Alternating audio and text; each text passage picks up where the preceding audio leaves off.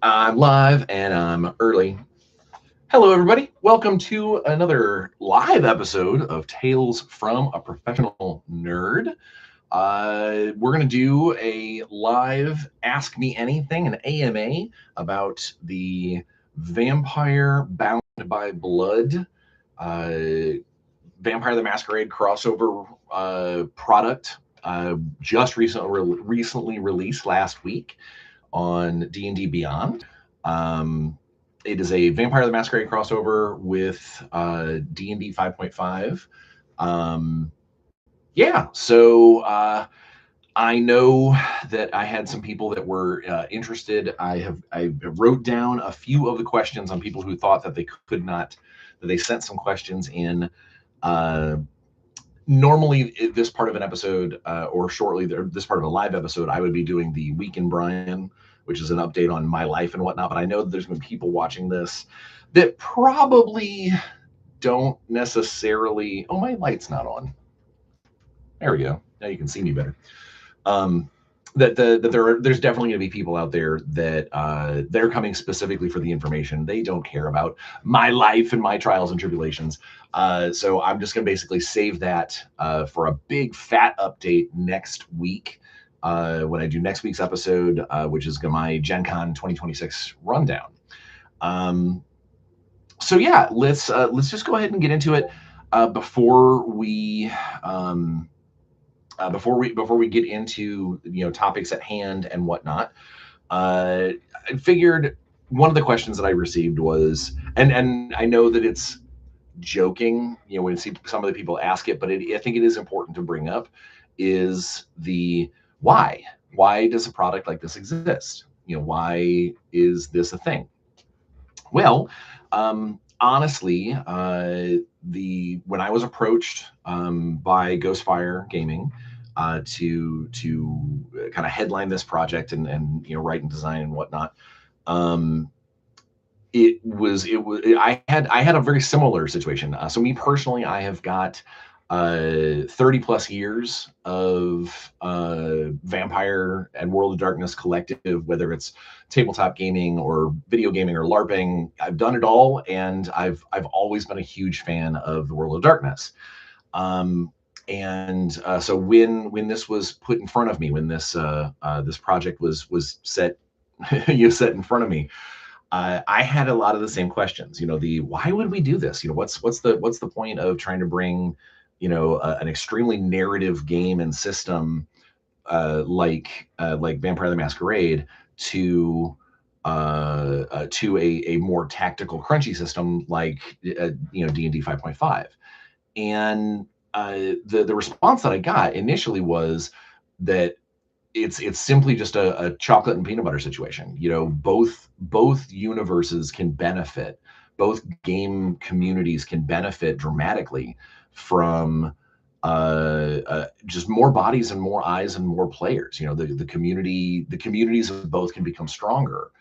And the more we started looking into it, the more we started thinking about the fact that Vampire is a very it's an older system. Like as far as the license goes collectively, it's been around for a long time, just like some of us.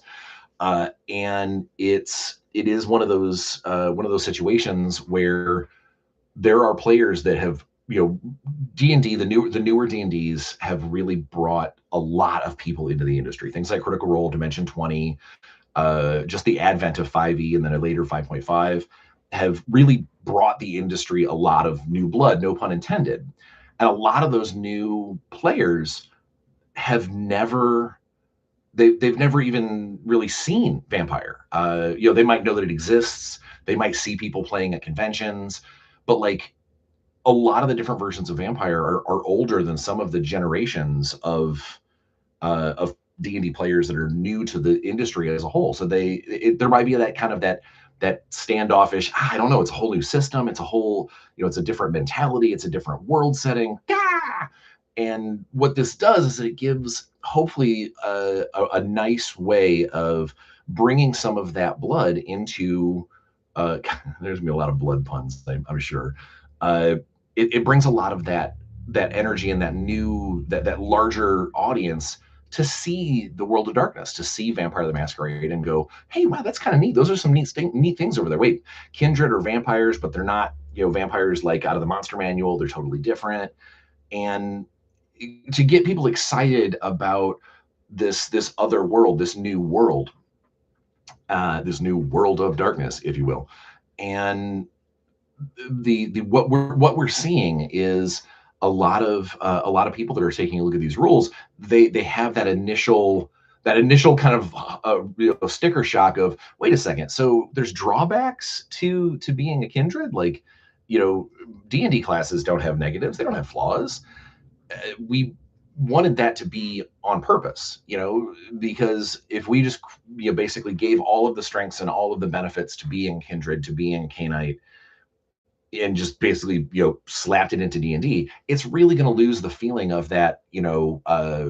Everything in the World of Darkness is risk versus reward. It's everything is, do I push the limit? Do I try and fight the beast, or do I lean into it? There's all of that, and just making a bunch of slap on stickers that don't have that drawback factor, that risk that I'm taking, it loses the edge of the World of Darkness. It loses that kind of that feeling of I'm a monster, but I don't necessarily want to be one. There's strength found in these powers, but I'm losing myself. I'm risking everything to be a more powerful monster. So that's what we're hoping, that this translated well. Oh, hey, I just saw we have a question. Our first question in the AMA. Ad9 Aggie. At Ad9 Aggie asks, question from the origin feats. It seems to me that they are designed more for hunters than kindred. Am I reading that wrong? I don't necessarily think they're designed specifically for hunters. They're designed more for creating characters in a world where kindred exist. We wanted to make it, because obviously in the World of Darkness, kindred are drawn from just all walks of life of human. They're anybody. Anybody can be embraced for one particular reason or another. And so rather than trying to rehash anything specific in those origins, the origin feats that are given over to them, we wanted to give a little bit of this product, a little bit of this supplement, is to help if people wanted to make characters that are just kind of that exist within the World of Darkness, that exist within this world of vampire. So that's why some of them you might look at and go, but if I'm a kindred, if I'm a level 1 kindred and I'm rocking the kindred class, why would I ever take Thin-Blooded? Well, it's more for that narrative. It's more to make sure that we're trying to cover some bases, to better flesh out a World of Darkness in the D&D rule set. So yeah, I don't expect every kindred character to take one of those origins, or to specifically do those origin feats. And you're absolutely right. A hunter might very well be able to use one of those, like the well-read origin feat. That's great for somebody who's trying to research bad guys and look in the corners of the things that go bump in the night. So yeah, no, I can absolutely see where you're coming from, where it seems like some of those feats don't really necessarily mesh with the idea of making a kindred from scratch. But part of that is because the origin feats that are already in D&D 5.5, a lot of those will work just fine as who you were before you became kindred, who you were before you were embraced. I hope that answers your question. Cool. Thank you for looking forward to more. So this is on my list of questions that I got asked for people who have to watch this later. One of the questions I got was why the 6 clans and not the 13, 14 if you count Caitiff and Pander, and what brought around those first 6 clans.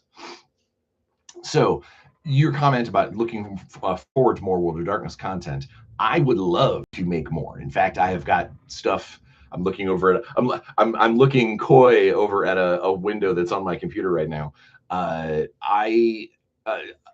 get very excited when I get into a project that I'm very passionate about. and Vampire Bound by Blood.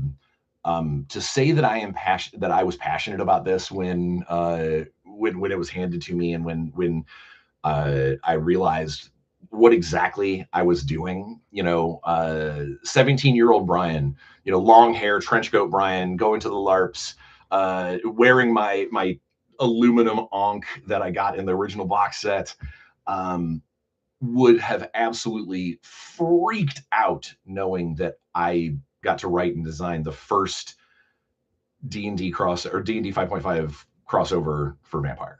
And the fact that I could do more is absolutely a dream. I cannot express how amazing of an opportunity this was, and I love it, and I hope that it translates well to the people who want to play it. But yes, I would love to do more. In fact, I've got the beginnings of notes. When I get into a project, I tend to do more than I'm asked of me. And even if it's stuff that has to get kind of set aside in the editing room for later. So that's what I'm hoping. I'm hoping that that the product does well enough, and that White Wolf and Ghostfire and D&D Beyond all get together like Voltron and decide to ask me to do more of it, because I have more and I would love to do more. But the question that I had to answer right now is why those 6 clans? Why only 6 clans? Well, honestly, a product like this, there's only so much room. You only have so much page count. We wanted to make sure we got a nice cohesive adventure in there, and we didn't want to utterly overwhelm the the Kindred class is a big deal, and then suddenly you go, oh, and here's the 14 subclasses to play all the clans and clan lists. That's a lot. It would make for a massive product, and it would be a lot to play test.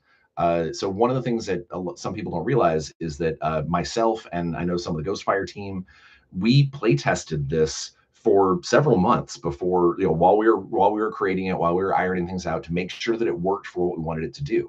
I know my groups specifically both play tested it as a vampire game, like set in a modern world, well, technically Dark Age world, but set in the real world around us, the world of darkness itself.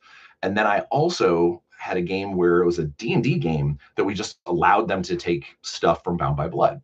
And that, in fact, that game's actually currently still ongoing. We are having so much fun with it that we're like, all right, cool. Now, obviously, there's some alterations and things that are happening within it, but it is what it is. But yeah, the 6 clans were because we wanted a nice number.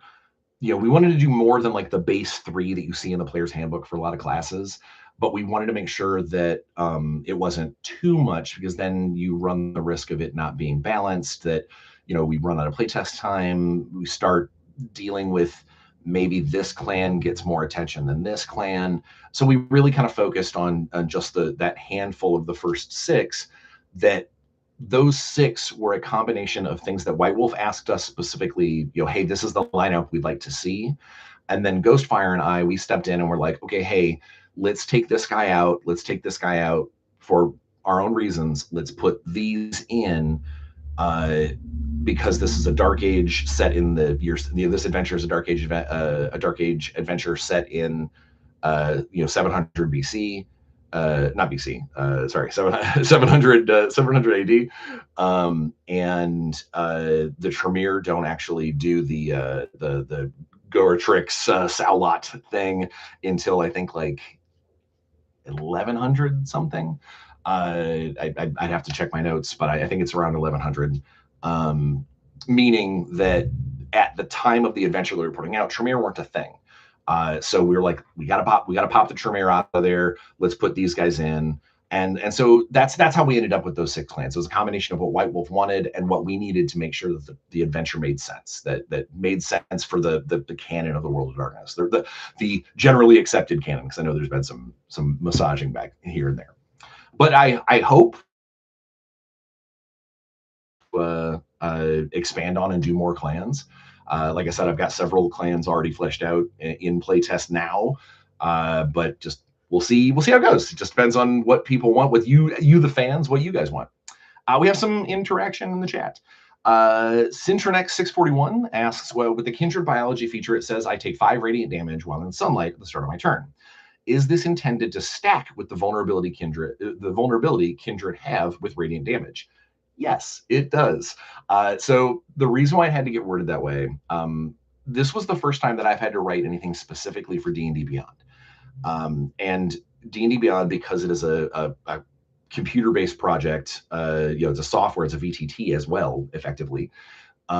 There are things I couldn't originally. I had it written that Kindred take 10 points of damage from radiant and sunlight per round, but then I also had to take into consideration things like sunbeam, any radiant smites from paladins, because again, while this was designed with the idea of emulating the world of darkness using D&D rules, we also had to take into consideration there's going to be D&D players that just want to use this stuff.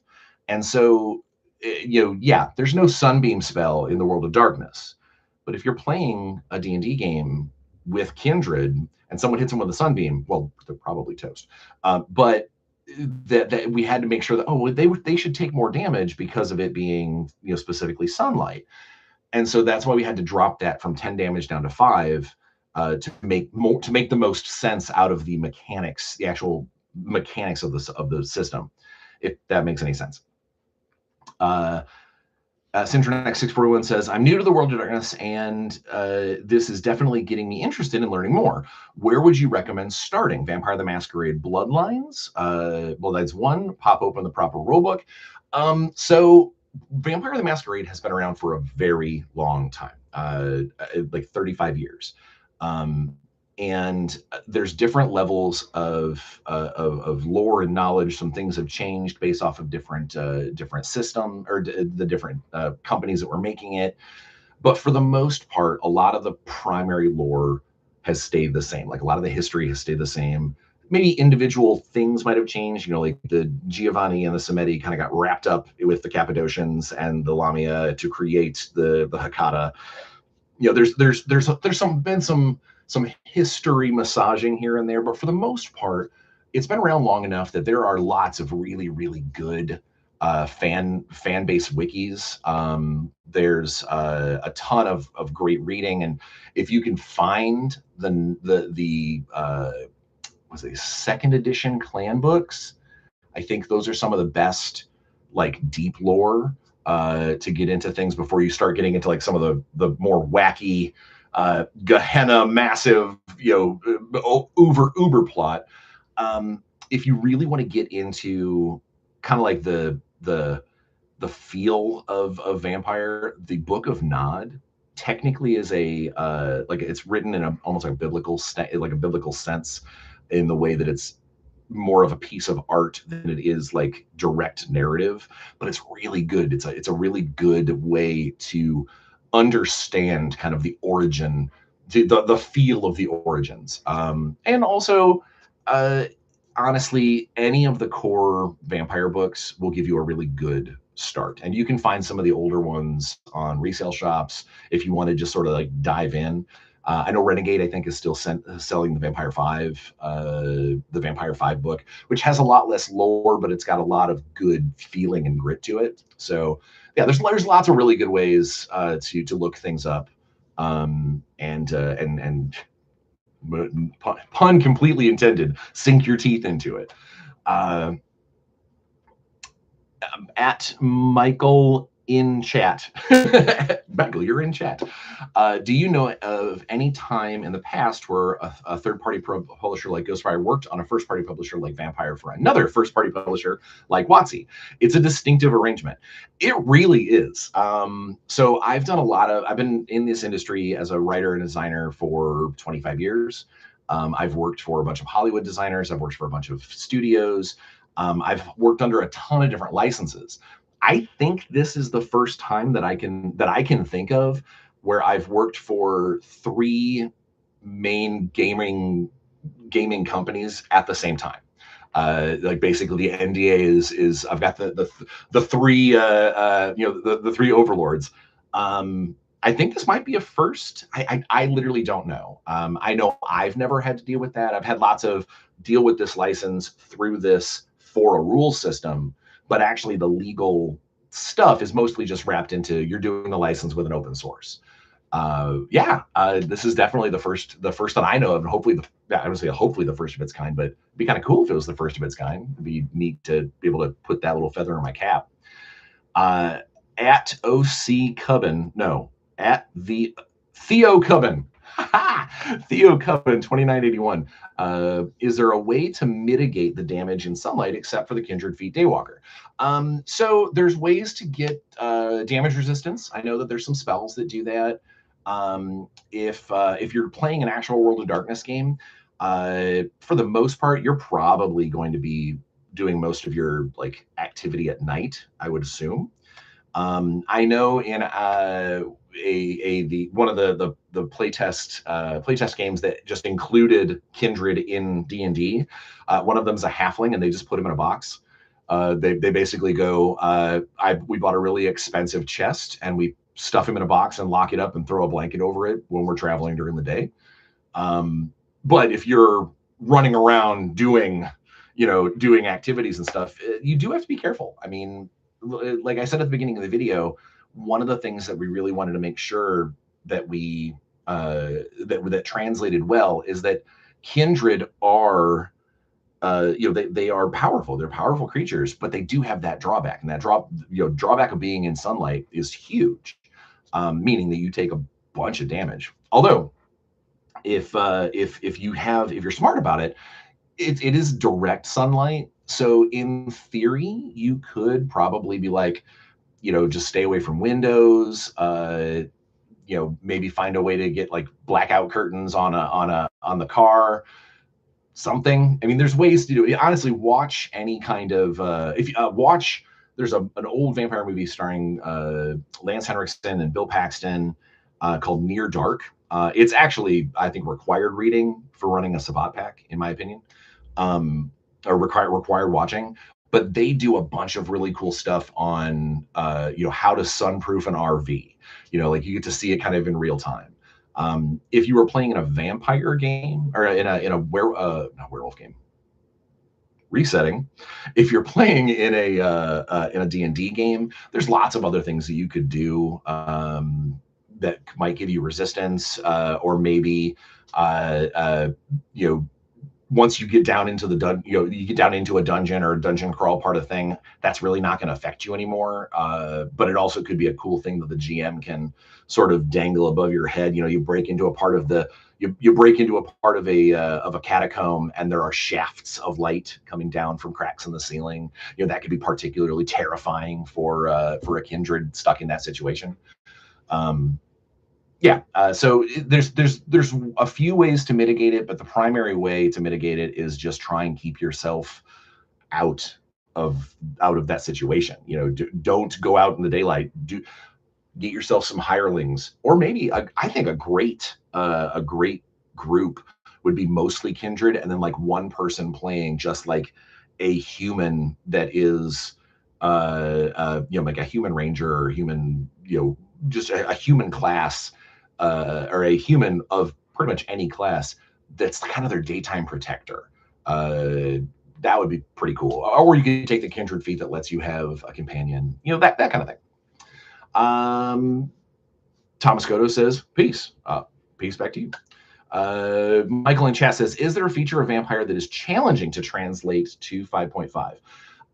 Honestly, the hardest thing to make feel correct in as far as I was concerned when we were putting this together was the fact that in Vampire, disciplines are, you start with a handful of them. You start with like the specific ones you can put dots into that are based off of your clan. But the learning disciplines outside of your clan, outside of what's in your blood initially, that one was really it was probably the one that we banged our heads against quite a bit in playtest on how to make that work. We ended up with the kindred feats because obviously we didn't want to have people the ability to multi-class into multiple clans, and like that. Obviously that doesn't work. That's why we went with subclass, because once you've got it, you've got it. So we went with the discipline acquisition feat. acquisition feats. As a way to kind of emulate learning disciplines that you don't normally have, or learning parts of disciplines that maybe you do have, you just want to know a little bit more to focus more on that part of your clan.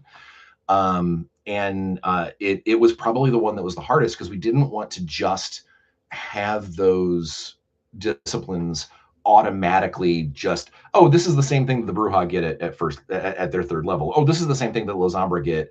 We wanted to make sure that it was unique, but not so unique that, like, the Ventru who grabs Obtenebration through the discipline acquisition feat is doing a better job than the Lozombra with it. Like, we wanted to make sure that it felt like a different version that wasn't as focused as the one that they get in the subclass itself. Gwydion Grimare says, if someone played a kindred in a D&D party, what mechanical or tactical role do you see the class fulfilling in that party? Whew, that is a great question. I would probably say it's going to matter. They can be, the kindred class, first off, is a survivor, other than, sunlight and fire, but like they really are, they're able to wade into combat, take those hits. They don't care about being, the death saves. They just lay down. You can spend those blood points to heal. You can get more through feeding. Like, it is a very versatile, survivable class. It can weather the storm, unless you go up against somebody who has fire and sunlight at their disposal, or you get unluckily staked by an arrow. Its role is the fact that through kindred feats, you can modify yourself to be what you need. You need a little bit more social stuff. Cool. I'm going to take some of the more dominate and presence style things to let me, cast those spell emulations, so I can be more of the charming hypnotist guy. We need somebody who's super sneaky. Rad. I'm going to do all the obfuscate type things. So I think a lot of the D&D 5.5 classes now are not catch-alls. There's not, like back in the day, you could always look at a bard and be like, the bard can be that cool jack of all trades. It can do a little bit of everything. But the newer class structure, and especially the subclasses, have moved away from that. They've moved into more of a focused effort. This is what this subclass does. This is what this clan does, this class does. What we wanted to do with Vampire, when we decided to make it a kindred class, as a way to have it be an overlay that could possibly, if you're playing D&D, I want to play an elven vampire. I want to play an elven or a dwarven Bruja. Like, that's what we wanted to make sure that was a possibility if somebody wanted to do that. So as soon as we laid that we had to start figuring out what the kindred class was going to do, and the kindred feats was the best way for us to make it as flexible as possible, because that's what Vampire the Masquerade is, you do kind of get a leaning based off of what clan you are, but generally you can grow in any way that you want. And to emulate that with a class-based system, multiple individual varied feats, allowing you to pick and choose how your character grows, seemed like the best way to do that. And in doing so, what we've done is we've created a class that, if you grab a kindred and drop them into a D&D game, they now are what do we need? I'm gaining a level. I can take a look at my assorted kindred feats that I can do. What do we need that I can grab?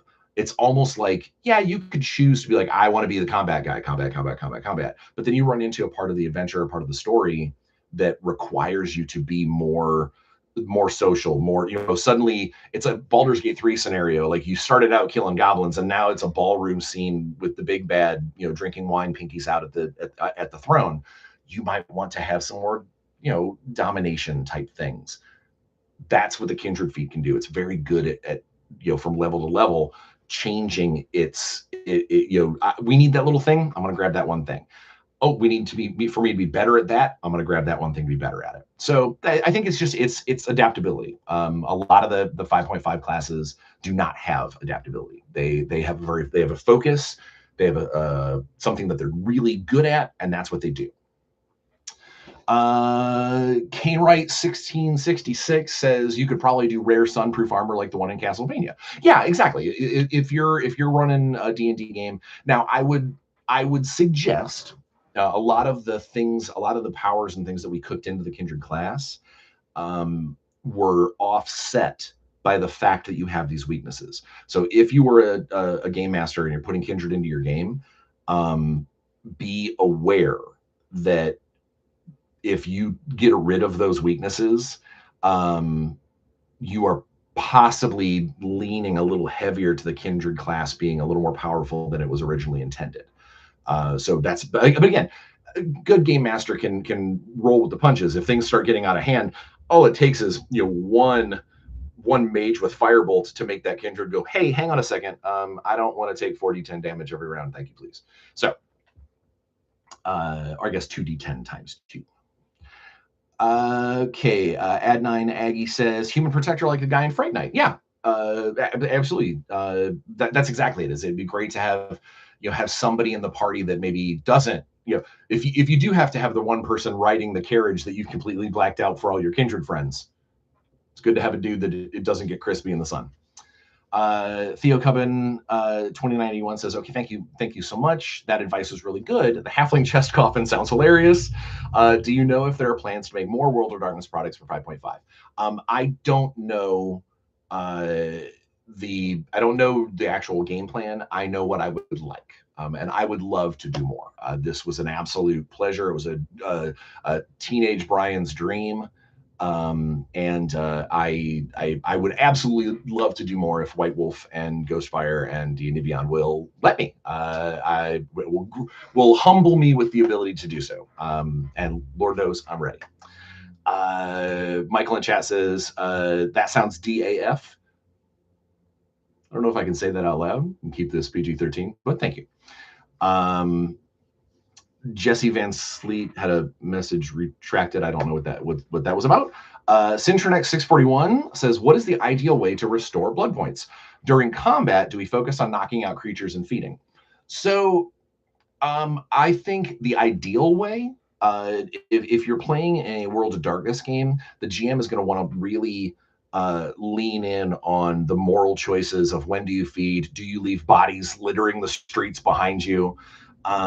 Because the easiest way is if you can manage to drop somebody to 0 hit points with a feed, you guarantee, despite whatever your feed dice say, if you can drop them to 0 hit points, you automatically get a blood point.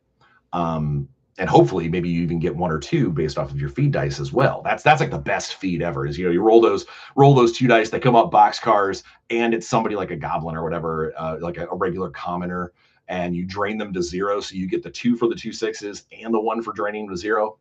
Perfect feed. But there is always that, that stipulation of, if you're playing a World of Darkness game, the Masquerade, witch hunters, things that usually drained bodies all over the place, you're gonna have a lot more problems. Your game master is really gonna probably levy some of that extra stuff on you as time moves on. You're gonna see a lot more. You're going to see a lot more people that are interested. We actually, in the adventure section of Brown by Blood, we instituted the Masquerade level as a rule, as a way to alter some of the encounters, and a way, D&D a lot of times is viewed as just killing stuff, hack and slash, murder hobos, so forth and so on. But if you're playing a World of Darkness game, yeah, you can absolutely play Fangs and Capes and just run in there and just, go roughhouse on everybody and just feed. But we wanted to have some kind of gamification, some kind of quantified game rules that are like, all right, so if you play that way, if you decide that you're just going to run rampant in this village or in this city or whatever, and just don't care about the concept of the Masquerade, we kill everybody all the time, we wanted to make sure that there was some kind of drawback to that. And what that turns into is more difficulty when it comes to narrative feeding, which is, for the people who haven't read it, it's just basically feeding using a skill check instead of running a specific scene or feeding in combat. You get less out of a narrative feeding, but it is easier for the game group to, so that way you don't have to sit there and wait for you to do a feeding scene and you to do a feeding scene and you to, half of your game session is everybody running around doing feeding scenes, or every combat is just, that scene out of Lost Boys where everybody's just, we wanted to make it so it is possible if someone's like, I kind of just want to go down to the bar, find somebody who's making some bad choices and top off the tank. Can I just do that with a skill check? That's what narrative feeding does. And the higher the Masquerade level, the harder that's going to be. People start, they only go out in groups. You might have hunters that are disguised as, oh, I'm so drunk, so this was a way for us to try and make it so that feeding isn't just always jump a guy, get the combat, get the fangs in him. I don't care if he dies. If that makes any sense. Kane Wright 1666 says, if I were to keep transformation in Grim Hollow, how could I add this onto the vampire's transformation? That is a good question. I almost wish I wish I had been here. I mean, he's in Australia, so he's really far away. But I think that would be a really good question to ask on the Ghostfire Discord. Because I know there's a lot of people that have used transformations a lot longer than I've been familiar with them. Probably, I think it'd be kind of cool if you had somebody that was like doing the transformation, and then maybe when they got to the top end of the transformation, the vampiric transformation, let them start taking levels in Kindred. Maybe I don't know. That's a really good question, and I probably would create a very cool series of conversations on the Discord. If you do, tag me. I won't answer, but I'll watch. Michael in chat says, sounds very vampire as Bard. Yeah, it's very, very flexible. Oh, and then apparently we jinxed at the same time. Tarly was taken. It's a great name, by the way. You mentioned playing Kindred in a normal 5e game. Did you find the party having to work around their unique features at all disruptive? Do you feel like its strength is on par with the 5.5 classes? Okay. So their strength, I'll deal with the second part before the first. Their strength is not on par with the 5.5 classes. In fact, because the 5.5 classes are very focused on one or two things that they do, they really do excel at those things. Like, you're not going to get very many Kindred that can outpunch a monk, that can outfight the fighter, because that's what they're devoted to. The Kindred is more flexible. It's the one thing that a Kindred is probably going to be able to do more than just about any other class is outlive them, is through blood point expenditure, through automatically passing death saves, through later on, if you grab some fortitude, you get some cool damage reductions. That's one thing I think Kindred is going to be able to do better than just about any of the other classes, is the out survive. Unless, of course, the situation is, well, this guy can do radiant damage, or, oh, there's a wizard here, he has firebolt, or gods forbid he has fireball. So that's where it lies. It plays up to the DM as well. If the game master or the dungeon master knows that there's a Kindred in the party, they really have to kind of, when they're setting up the encounters, when they're setting up the situation, knowing that you've got a Kindred and one or more Kindred in the party, is you have to take that into, okay, am I gonna, just like if you were a game master running a regular D&D game, and you knock somebody out and there's a couple of goblins standing there ready to fight, you could choose to go, all right, well, one of them just stops at your unconscious body and stabs you a bunch of times until you're dead, because that's brutal and easy. And in theory, it would make sense. Then, goblin might see that you're still breathing and go stab, stab, stab. But it's a lot less fun at the table if, like, oh, as soon as you're down to 0, I know that I'm going to run over and kill you. It's the same concept of, if I've got a guy who has Flame Strike or Firewall, and there's a Kindred over there, I may hold that back, or make sure that I don't just chuck it when I know it's going to kill him instantly. So that's the give and the take. The first part of your question, though, did you find the party having to work around their unique features? Whether or not that's disruptive. It's no more disruptive than the guy who makes a cavalier and goes, I need to take my horse everywhere. Oh, we're going to a dungeon? Or somebody decides to play a centaur. And then they go, okay, but we're gonna go. We're doing an underwater part of the thing. Hey, centaur, grab your flippy floppies. There are more of them. There are more unique features that player needs to be aware of and take into consideration.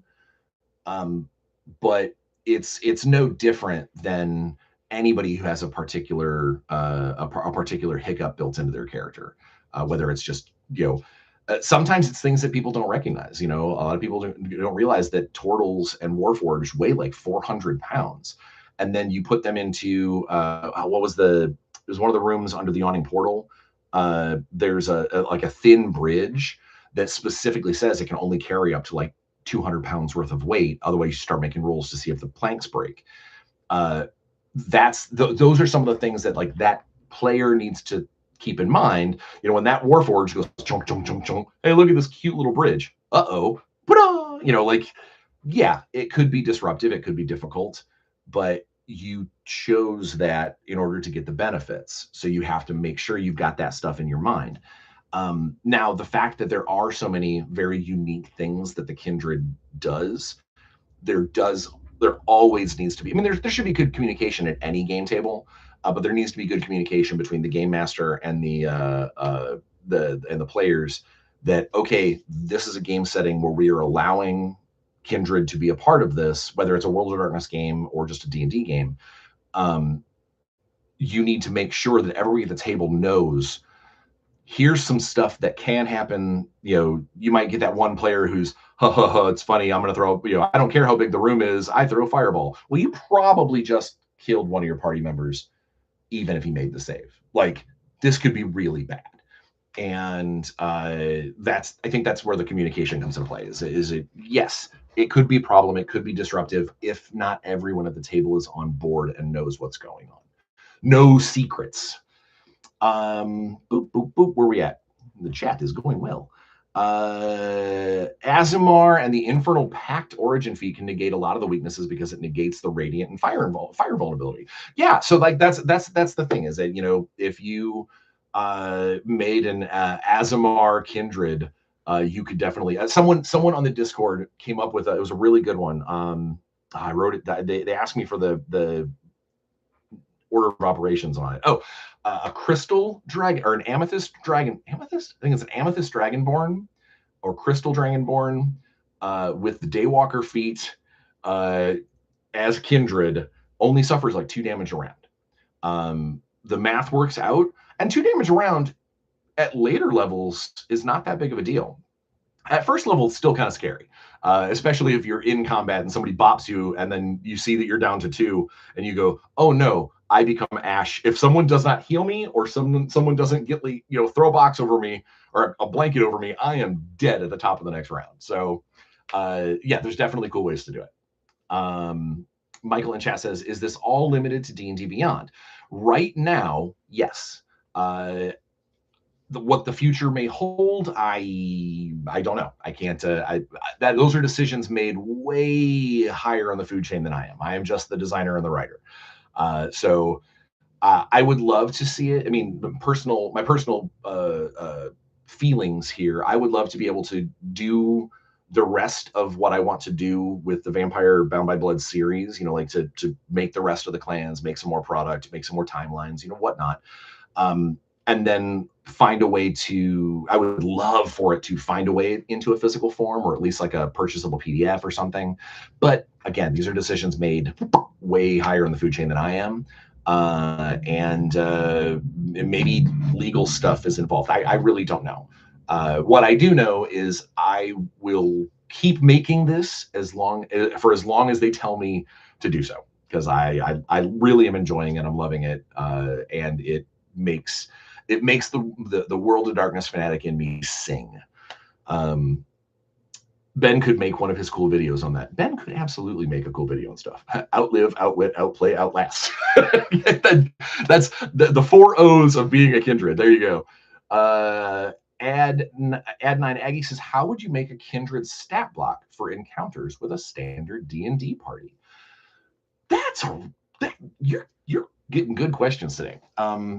I would probably, so there are NPC blocks that you could make based off of like the vampire, like the general vampire.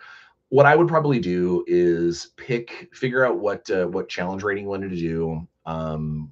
Grab a human, whether it's like the thug or the mage or whatever. Figure out what kind of human character block or creature block already exists, and then overlay a handful of, figure out what class you want it to be, like, or what clan you want it to be, and give it like one or two of the powers that fit.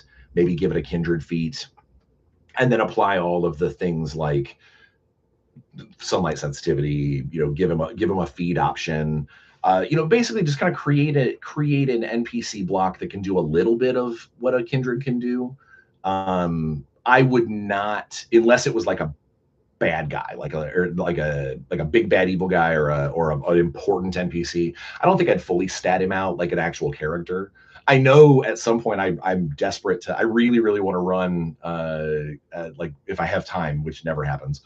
I would love to run Curse of Strahd and restat Strahd as a level 20 Lasombra, just to surprise the characters when they get there, when he starts slinging up Tenebration and goes into Tenebrous form. That'd be great. Infinite Blue 1587 says, one of my friends, big Vampire the Masquerade fan, is planning on running the short adventure from the book and keep the Dark Age human-only setting. Would you recommend using the human species or a homebrew human? I would just use the human, especially if you already have D&D Beyond. Just use human as your species, and just follow it down the thing. That's how we balanced it to work. I would just, I can't imagine coming up with a special type of human. Just roll the regular. The D&D human is about as close to a Dark Age human as you can get, and I would just roll that way. Kane Wright 1666. If I were to put the kindred into an adventure world, would you recommend I use maybe something like Historia Arcana, or should I do it in a game of Everyday Heroes, or maybe Victoriana? Look at you dropping Everyday Heroes, one of my other gigs. I don't know. I think if you were going to do a modern kindred, that's tough. If you were going to put kindred into an adventure, would you recommend I use maybe something like Historia Arcana? I don't know. That's a damn fine question. Everyday Heroes, obviously, I'm biased. I love that system. I work for that system.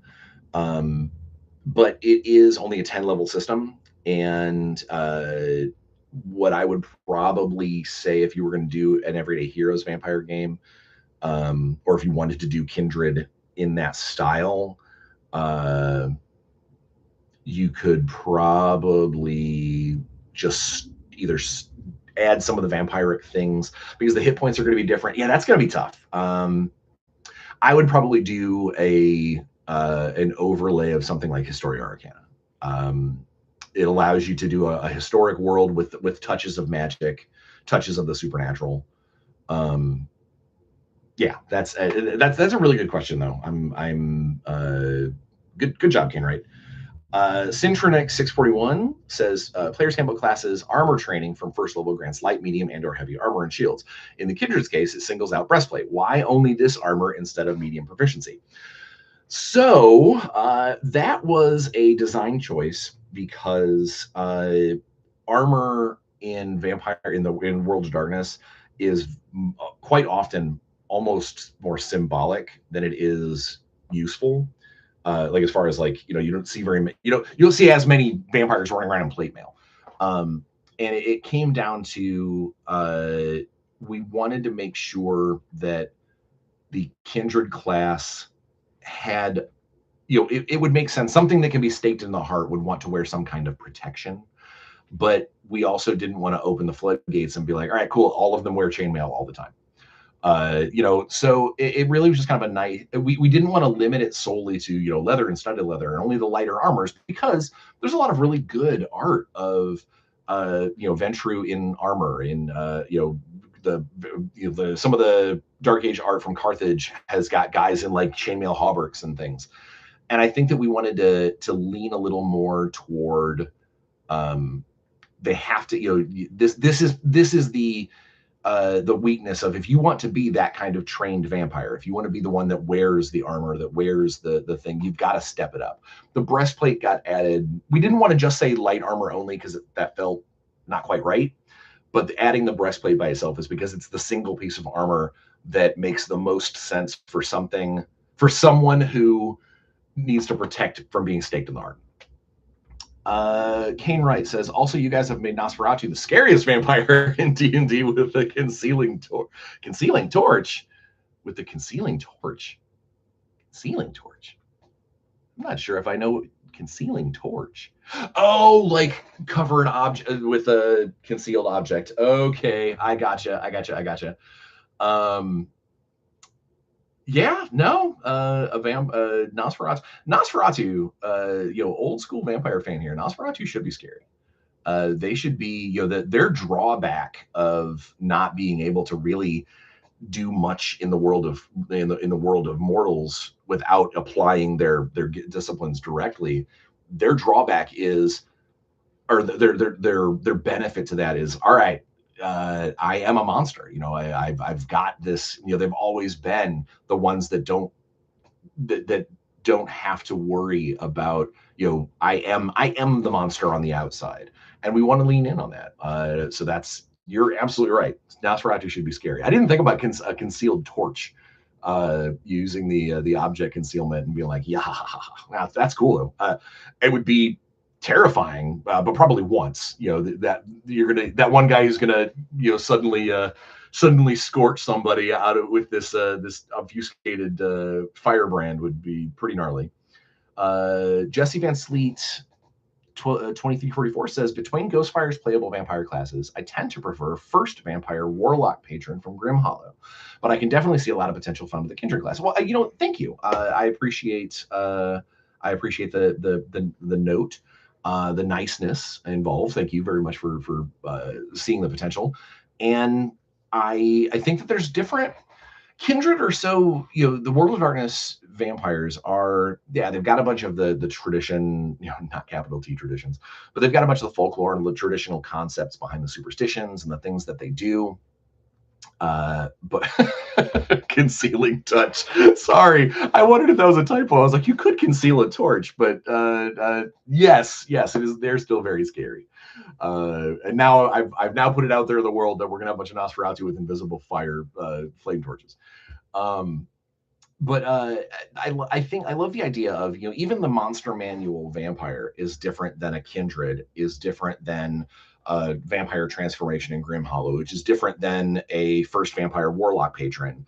There's so many different flavors of vampirism in gaming and D&D gaming collectively now, that I love the concept of, almost like in human mythology, there's the Strigoi, there's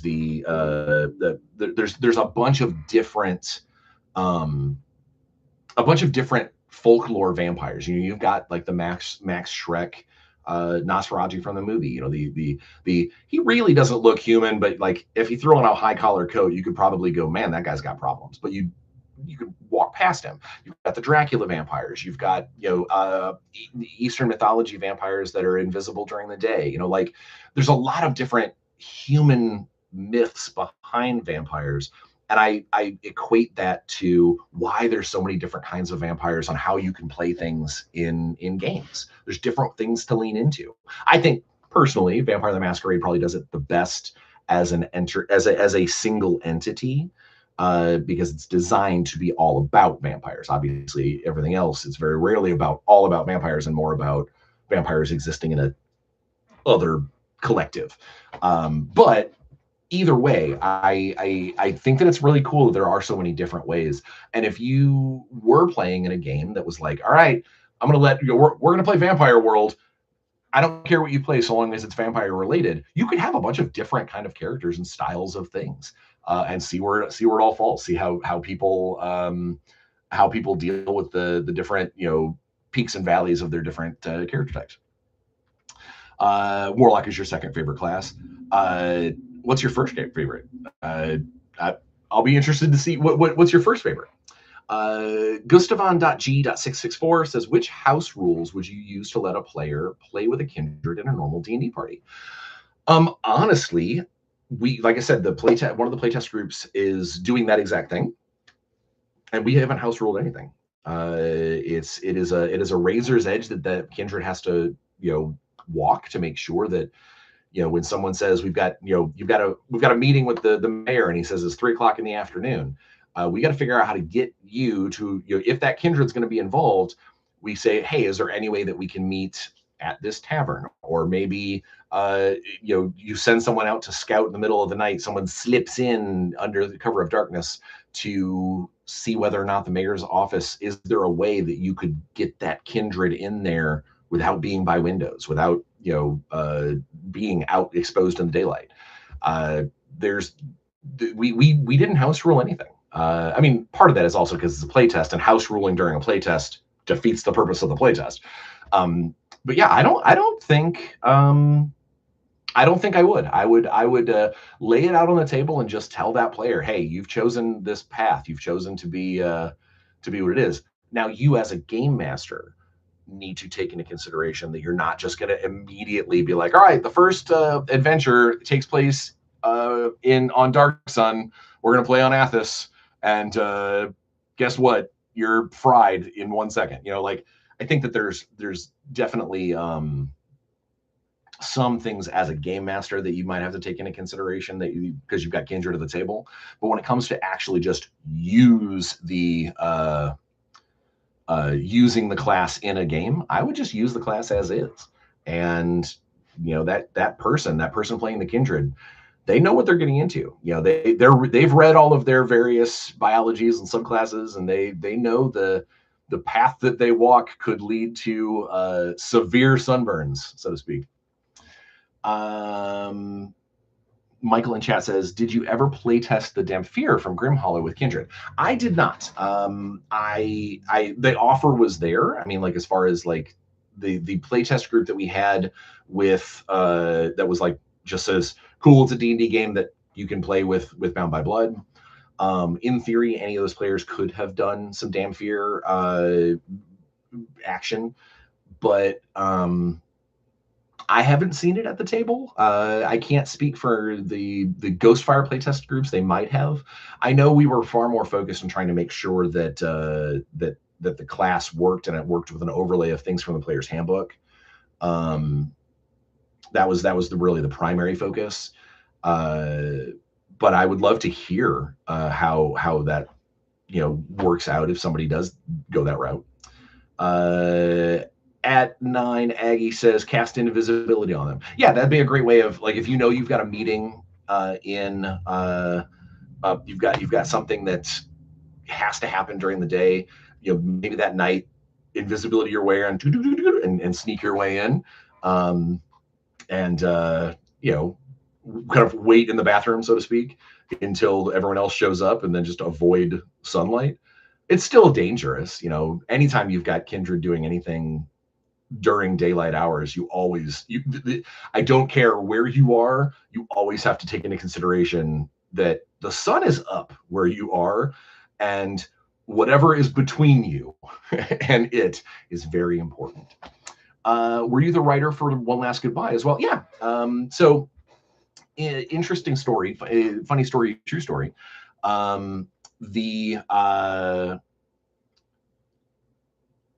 the concept of when I set this up, when Ghostfire reached out to me, Sean Merwin, I worked with Sean on Surviving Strange Hollow. I've known Sean for a long time. He's a great guy, and the original plan was I was going to do all the mechanical stuff for the Kindred class and the feats and all that kind of thing, and then he was going to write the adventure using the information that I give him from the Kindred class. Well, along the line, while we were working on this very early in the process, Sean got a different employment opportunity to go do some very cool stuff with WotC, and basically had to bow out of the project.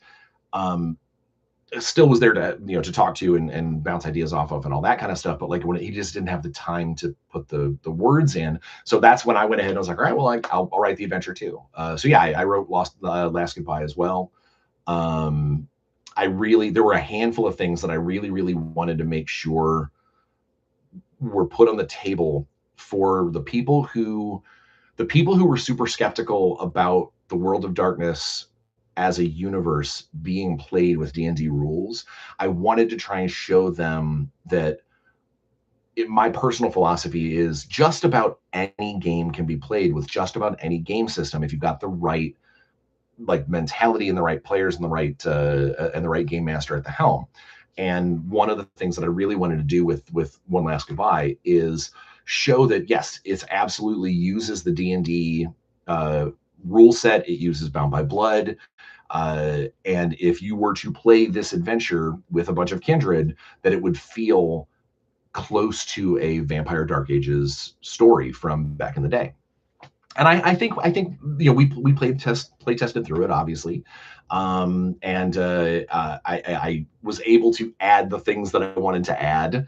I'm not going to spoil it for anybody, but there's definitely one thing in there that I had to make sure was involved. But it allowed us to introduce rules for narrative feeding, rules for the Masquerade level, and really show it in action. I could describe how Masquerade level would work as a rule, but it is much easier if I show you, here's an adventure with Masquerade level in play.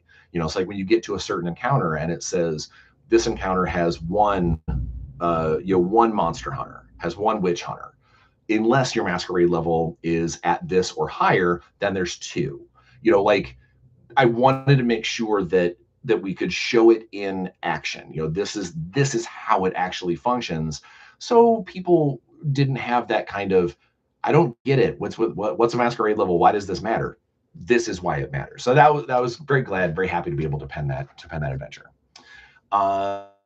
2834 says, for someone who vampires systems didn't jive with me, what makes your version maybe for you or maybe for me? I think if Vampire the Masquerade original system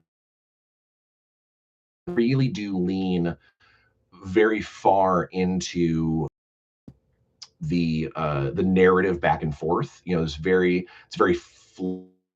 as far as like it's about telling the story system. The you did, how many successes you got. It was much the storyteller had to kind of tell you what's going on. I think this system is a little more well defined because it is D&D is a game about numbers at its core, and it gives people who might need that definition, that numerical defining stuff to go into it, and it allows you to experience the vampire world but not get bogged down in a more fluid system that might take you a little more learning. If you're already familiar with D&D, you can hit the ground running. Obviously there's some things you need to learn and apply, but I think it's players who have been playing D&D, this will be far easier than learning a new system. And it gets you into the World of Darkness, which then, White Wolf's putting out Vampire 6 soon. They've got the playtest is in super alpha. This might draw more people to the World of Darkness collectively, some of these new products. So that was the goal. Theocubin 2981 says, how does the sunlight sensitivity work in terms of exposure? If a character has clothes fully covering their body, or if they transform to look different, such as with polymorph or changelings. So I would look at it in the way that, like, if you were like fully mummy wrapped, like literally Invisible Man style, nothing is showing, I would probably not inflict any damage on someone. But obviously, you would be extremely limited in the things that you can do. You know, some of your powers say that you have to look them in the eyes. You know, obviously, you can't feed if your mouth can't open. You know, like, so it would definitely be a limitation, especially if you were full each bandaged finger. I would probably give them like disadvantage on dexterity checks because they're all like, you know, touching the world through padded fingers. I mean, it's definitely ways. As far as polymorph and changeling goes, changeling, if you were a changeling kindred, you are still, your actual stuff doesn't go away. Like your drawbacks and things don't go away just because you assumed a different body. Like if you have certain feats, they still apply. Different class features still apply, even though you look like a different body. So I would probably, you know, yeah, that changeling can be like, I don't look like me, but I'm still a vampire. You know, I can't make that go away. So that would be a thing. And as far as polymorph goes, polymorph, you actually turn into the other creature. Like literally, you know, you are, I am now a goldfish or whatever. Don't turn yourself into a goldfish, maybe. It would ultimately be up to the game master, but because the vulnerability and things, you know, they don't go away. You know, like it would be interesting. I think polymorph would probably, I would let someone polymorph out of being vampiric. The biology would change, but we mentioned house ruling. That might be the only one that I would go, yeah, I think if polymorph turned me into a different creature, you know what? Rules as written, I would look up whether or not when you do like wild shape or shape shifting or polymorph the spell, if you did that to an existing vampire who has sunlight, you know, sensitivity and that kind of thing, if they retain that, then yeah, I would have them retain it as well. That's a really good question, and something that I think would be neat to look further into if you were playing a mixed game. Jesse Van Sleet says, Druid is my first favorite. Oh yeah, specifically the new Titan Druid that's in. Yeah, the Titan Druid's pretty rad. I'm a big fan of the Barbarian class that lets you grow to large size. I forgot the Path of the Giant or thing. Or I think that's it. But because it allowed me to make a character springing in 5e. But yeah, I absolutely do. It pairs incredibly well thematically with changelings. There you go. Trainery said, I struggle to pinpoint the location of the story as a bit of a history nerd. What does the northern part of Irish Britannia mean? We are in Pictish territory, or one of the Celtic kingdoms of the north. So Knockglad, you can find it on a map. Knockglad is an actual place that I did the research on that place. So yeah, you can absolutely look up exactly where Knockglad is on the map.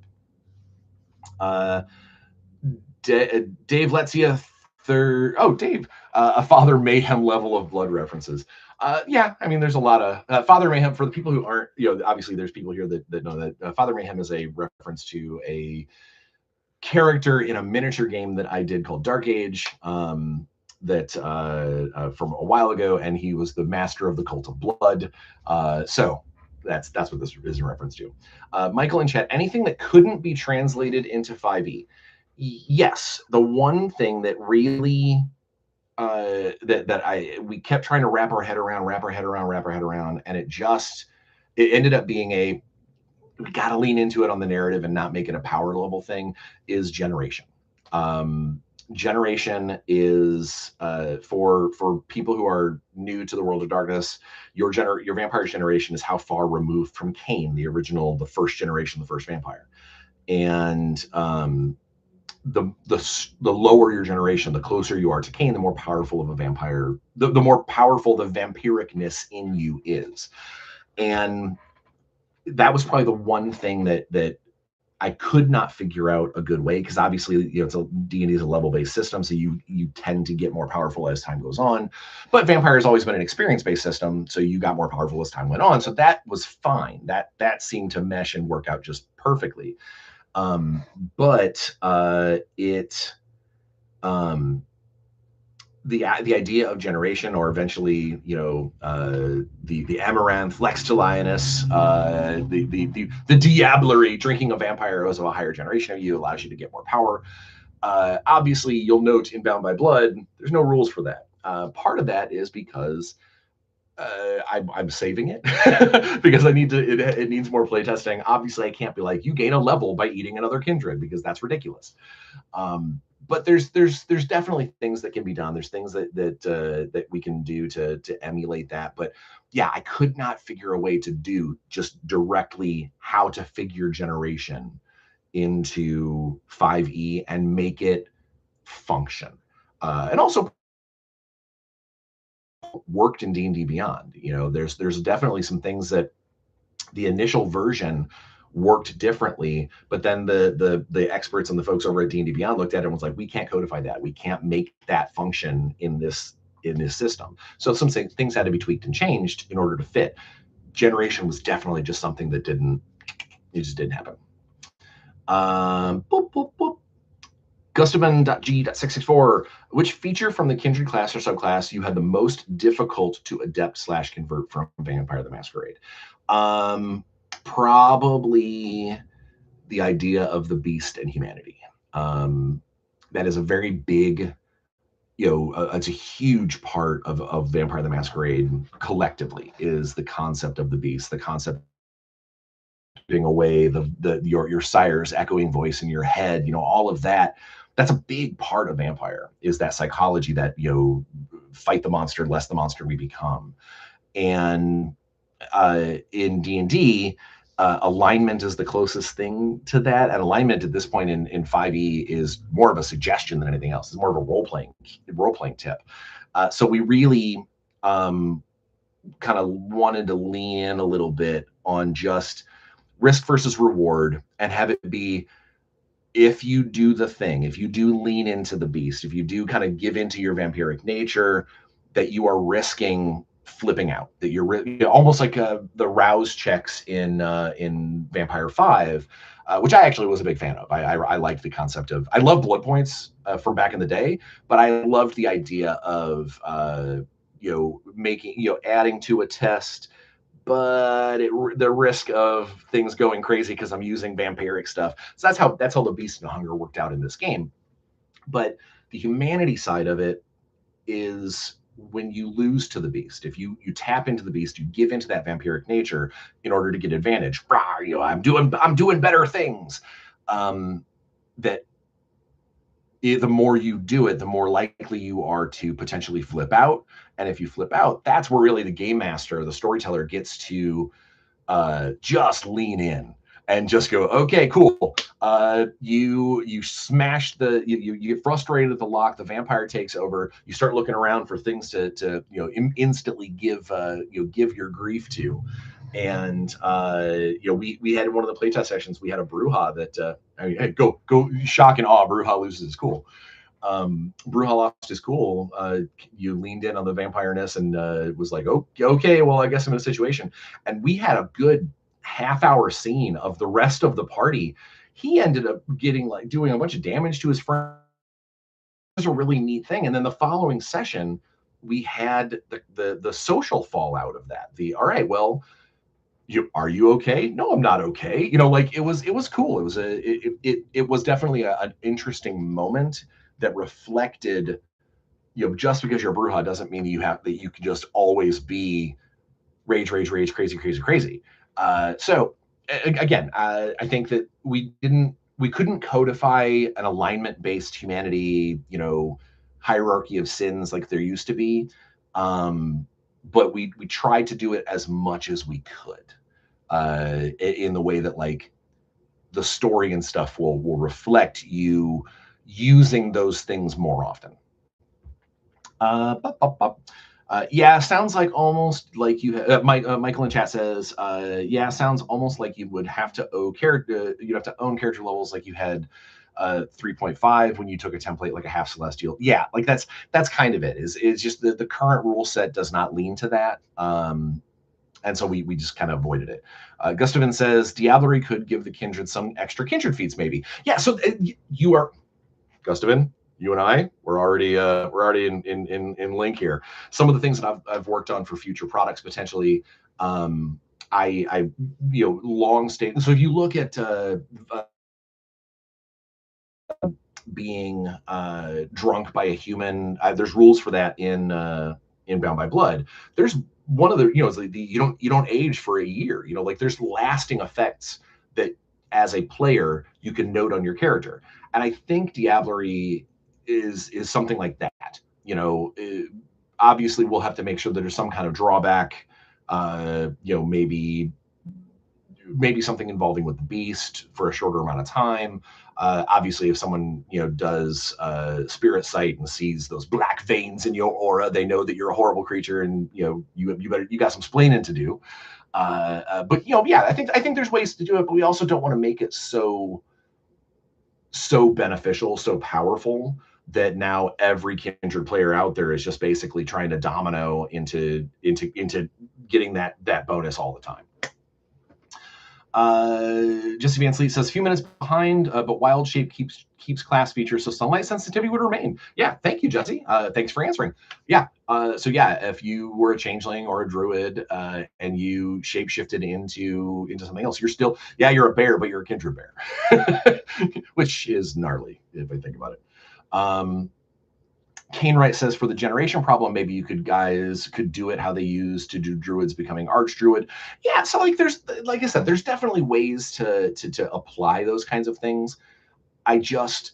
This is some good foundation, and then hopefully if we get the opportunity to make more, that we'll be able to build on that and fill in some of those extra holes. So we're down to 15 minutes. I gave myself an hour and a half for this AMA. So if you've got any questions or that are super pressing, make sure you get them in there. Is it all an elaborate ploy to get D&D players hooked on VTM? Get hooked? I mean, I would love for them to love it. An elaborate ploy? No, I think it's a pretty plain ploy. I think it's pretty open. We want basically everybody's chocolate to get in everybody else's peanut butter. We collectively as gamers, yes, we generally have our favorites and we've got our things that we prefer and things that we don't. But I think that there's room. I'm going to sound like such a after-school special. There's room for everyone at the table. I think that there's ways to play in these different settings and get people to start talking about. When I was playing constantly and LARPing three weekends a month, and when that was really like my main game was Vampire and Changeling and Werewolf. Some of my favorite memories from high school and early college was sitting around with my LARP friends, sitting around with my vampire buddies, and philosophizing and talking about our characters and the world, and like really kind of getting into the feel of it. And I go back and think about that and go, it doesn't matter. We never talked about the system. We never talked about, man, I wish I had that fifth dot in potence. We just talked about our character being strong. We just talked about the politics of the different thing, that prince of that city that, man, I can't wait to seizure his praxis. Like there were things involved that had nothing to do with game system. And that is what I think this does, or it hopefully starts that trend and that idea, is the world is a vampire. That joke is really, I can't believe I just did that. If this wasn't live, I'd be like, edit that out. It goes in the blooper reel. But the world of darkness can be played in any way. Can be played in any fashion. If what your table requires, if you're having fun, you're doing it right. And I think rather than it's necessarily a ploy to grab D&D players and bring them into the world of darkness, I think it's more of a, we're going to make a product that helps those D&D players see that there's a lot of really cool stuff in Vampire the Masquerade, and it'd be awesome if you came play with us. I think that that's the goal. It's not necessarily a bait and hook so much as it is chumming in the water. Let's create a feeding frenzy. Let's get everybody playing everything and let people enjoy life or unlife. Infinite Blue says, what would be the major differences from the ghoul and a thrall background in a narrative sense? So a ghoul is someone who has specifically been drinking this blood, and they, you could have a ghoul that's been around for 200 years because they've just been hanging out with this kindred, keeping alive by the vitae every so often, probably fully bloodbound at this point. Not probably. If you're around that long, you're totally bloodbound. That's the background of, you have already been a blood drinker. You already know that, like, you lived as long as you have. You've gotten a taste of that power, so you know what it's like to be almost like kindred light. A thrall is more you may not have drank any. You might very well just be somebody who you work for them. You serve them willingly. You punch a time clock, if you were. Now, obviously, there's always a possibility, not rules wise, but you could be a ghoul thrall, a thralled ghoul or whatnot, as far as the story goes. But yeah, being a thrall is more that daytime protector without the supernatural power. You are just, you're a cog in the machine. A ghoul, you are actually attached to them to the point of the blood. Like you are the blood. The other way, the thrall is almost, they probably feed off of you now and again. You might not remember it. Maybe you do. Maybe it's willing. Maybe you're like, yeah, it's cool, I'm a blood doll. Like it's kind of which side of the feeding are you on is ghoul and blood, or ghoul and thrall. Infinite Blue, oh, you laughing at my joke. Yeah, it is what it is. Thomas Cotto also laughing. Guys, I live for puns. I'm a nearly 49-year-old dad. So dad jokes are just part of me. You got to deal with it. Deeply Gen X old school vampire fan. So this is what it is. All right, so we have a couple more minutes left. If there are any other questions, we'll bop them in. If not, I have like one or two still on my notes from people who sent me stuff. Nothing. Okay, all right. So we'll do one of the ones that came in, unless something else pops up. Or until something else pops up. Let's see. The why, I already covered that. The why did we do what clans? Let's see. I'm trying to find a good one that won't take forever to explain. Oh, that's actually just an easy mechanical one. We've had this come up a couple times. Is the why is feeding from the willing a different mechanic than just feeding? Part of that is to help with the narrative of A World of Darkness, because the Masquerade and whatnot, you don't just want to leave bloodless bodies everywhere, and it is the easiest way to get blood points is to make sure that you off somebody. A willing feed, separate mechanical system, because it lets the person being fed from, you get to basically choose, I'm going to take one of your hit dice. I'm going to take one of your hit dice. So unless they're damaged already, unless those hit dice that they're rolling roll maximum every time, you're not going to kill your a willing feed. So if you've got that thrall, if you've got somebody who's willing, you're running a D&D game and you've got one of your buddies that's like, hey, I'm the big bad barbarian, I got all these D12s, I'm here. Maybe in a pinch, you're like, hey, do you mind if I go ahead and feed from you? Yes. That's the we had to do that extra system, because if we just were like, okay, cool, I'm going to roll your feed dice, there was no difference. The willing feed would have just, there wouldn't have been any reason to go through the extra steps of charming someone or making friends, or the risk of someone saying, okay, cool, you can feed from me. And we wanted that to be a separate system, but we also didn't want to pack yet another, yet another class ability. So it's just basically part of the feed. Why it's described twice and it's only slightly different is because we wanted the feeding from the willing to be more fruitful, less dangerous, but not without danger. If that makes any sense. I hope that makes sense. Train Nori says, the Masquerade is one of the most interesting things in tabletops. How was it trying to fit it into D&D? That is a great question that I'm going to use as my closer, but I'm going to Kane Wright's question of why did you guys not include the Shamasei? Part of that is because we only had room for 6 clans to start things off, and there were a few that we had to do. And I am a huge fan of our Fiendish friends, so I wanted to make sure that I got their stuff right. At Gen Con just recently, Jason Carl ran the Bones of an Empire live play where he had some Shamasei stuff involved. And I'm not saying that he might have had a preview of things that I've already written as pre-playtest, but he did. I am saying it. So I absolutely would love to include them, and hopefully we will, sooner rather than later if we get more products. But they are one of my favorite bad guy clans, like Sabbat clans, and I definitely we had some bases that needed to be covered, some boxes that needed to be ticked in that initial foray,